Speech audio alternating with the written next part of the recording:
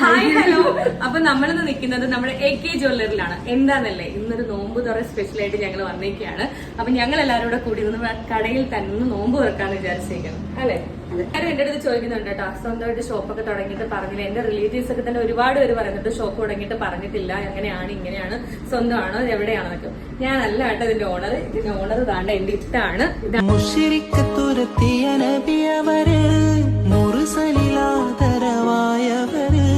മഹ്ശറയിൽ തണലായവര് മന്നാൻ പുകഴ്ന്ന സുഫിയുള്ള മുശ്രിക്ക് തുരത്തിയ നബിയവര് മുർസലിലാദരവായവര് മഹ്ശറയിൽ തണലായവര് മന്നാൻ പുകഴ്ന്ന സുഫിയുള്ള